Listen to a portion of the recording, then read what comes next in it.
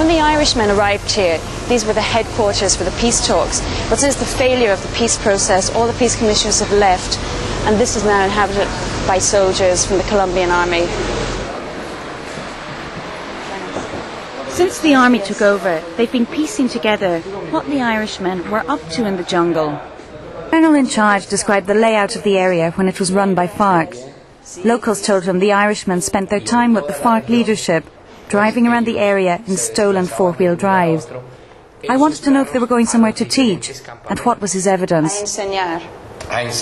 Of course, they went there to teach. I have some photographs. I asked if I could see them. Based on photos and anecdotal evidence, the colonel claimed the Irishmen had been training FARC at their camps, but he wasn't an eyewitness and couldn't take me to informers. These photographs show the places where the Irishmen went to train. I asked him if he could take us there. No, we can't go there now because of fighting. The men were taken to the Army's 13th Brigade headquarters in Bogotá for an initial interrogation. They were charged with travelling on false passports. They insisted they were eco-tourists who'd gone to the FARC zone to observe nature and the peace process.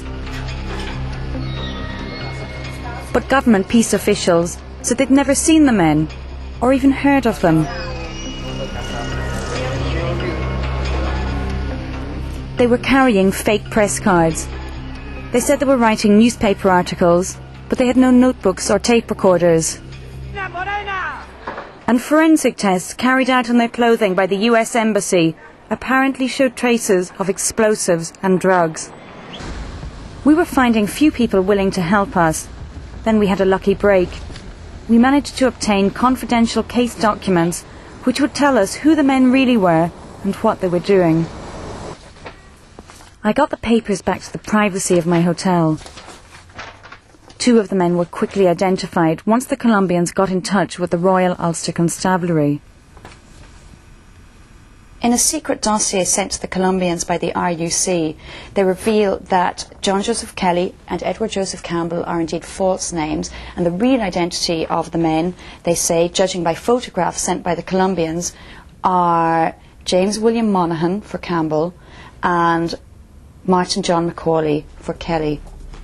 In addition, the RUC asserts that both men are leading members of the Provisional IRA. James Monaghan is the only one of the 3 Gerry Adams admits knowing. He was elected to Sinn Féin's National Executive in 1989. He earned his reputation developing the IRA's first homemade mortars and remote control devices. He spent more than a decade in prison in the Republic on terrorism charges. The RUC confirm he is the IRA's head of engineering. In a hay shed in Northern Ireland 20 years ago, Martin Macaulay was wounded by undercover officers in an infamous shoot-to-kill incident. He was convicted on a firearms charge, but won substantial compensation. He's described by British sources as another IRA engineer. 5 years ago, he was Sinn Féin's Director of Elections in Upper Bandside.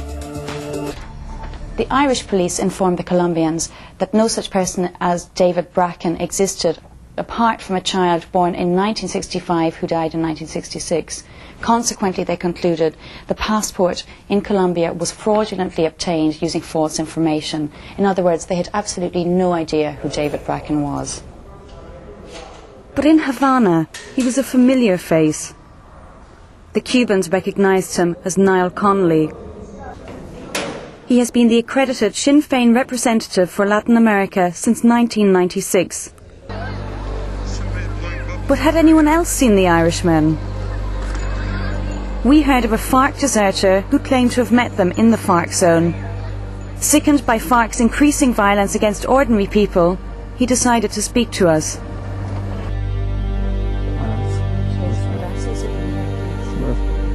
He identified from photos the Irishmen he had met in the FARC zone last summer. I knew this man, he told me, pointing to James Monaghan, and the bearded one, as he called Connolly. He said he'd seen Macaulay from a distance. Sí lo miré, pero entonces más lejos, no estaba muy bien. And where do they come from? ¿Cuál país vinieron? Ireland, he said. Our defector claimed he did 2 courses for a month in the jungle. The first was in new explosives techniques, taught by the grey-haired one, his name for James Monaghan. Los cursos eran por etapas. The courses were by stages. They were divided into A, B, and C. Okay. Yo estaba en el grupo A. I belong to the group A. He told us his second course was in revolutionary ideology, given by Niall Connolly, when he wasn't translating in the explosives course. The last thing Julio said was that he regretted having been in FARC, and the bravest thing he'd ever done was to leave their army. He was disgusted that IRA expertise was being used by the guerrillas.